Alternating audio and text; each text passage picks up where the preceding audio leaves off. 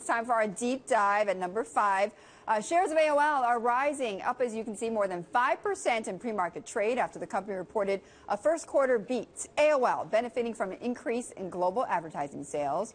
Chairman and CEO Tim Armstrong managed this after reorganizing his sales staff in the first quarter. Q1 was a really great quarter for us because we had accelerated revenue growth, and we did a great job on growing consumer traffic, and also we were able to update the structure of the company while we did all those other things. So it was really another quarter where we improved the business while we performed in the business, and that was a really solid quarter for us. Right. I know you restructured the sales force, so is that done? I mean, is there any more to do on that front? Yeah, the only through Q2 is what we're still working through, is making sure that that whole structure is put all the way through the process. So the changes have all been made, but now what we're doing is really making sure that that feeds all the way through all of our customers. And there's still more work to be done there, but you see from Q1 that we've done a really good job of making that change and really connecting with the customers in the process.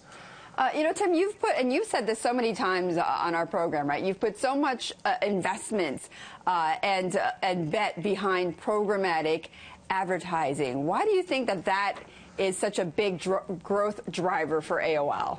Programmatic advertising, Betty, is really focused on the same thing that in your consumer life that you do is, the empowerment of consumers with phones and with automated systems, which has really improved everything from mapping to travel to commerce. That same ability and automation is now coming to advertising, and we've been a big investor in it because really what it allows you to do, if you're a giant ad agency or a small ad agency or a big client or a small client, is to really have your people spend the time on the creative side of things and not so much on the manual side. So it really helps automate advertising and brings a lot more data to the advertising party, which makes the ads better, more effective. Consumers like them better.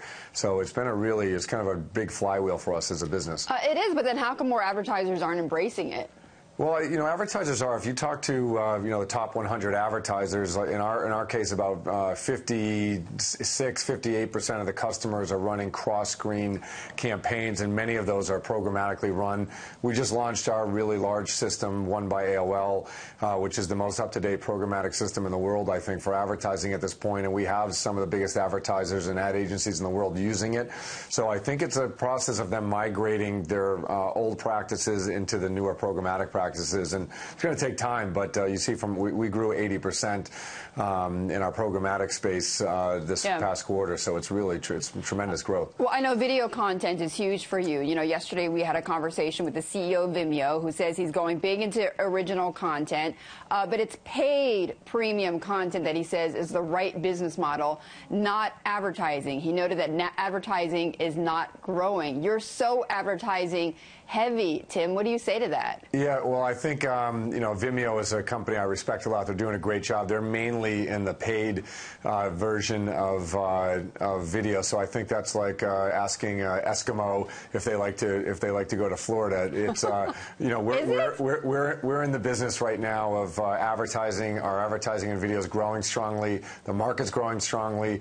It's projected by 2020 that about $40 billion from the TV advertising business is going to go to online advertising business, and hang on, Tim. Tim, hang on. You don't see any you don't see any potential in paid premium content? Oh no, that's not what you asked me. You asked me if the ad business wasn't growing, but I'm a really big believer. I'd actually say something different than the Vimeo CEO said, which is I think the dual revenue streams of having great advertising and great paid video content is where the future is. So I'm a big believer in paid video services, and I'm a big believer in advertising, and I think actually the combo of those two things is going to be really powerful.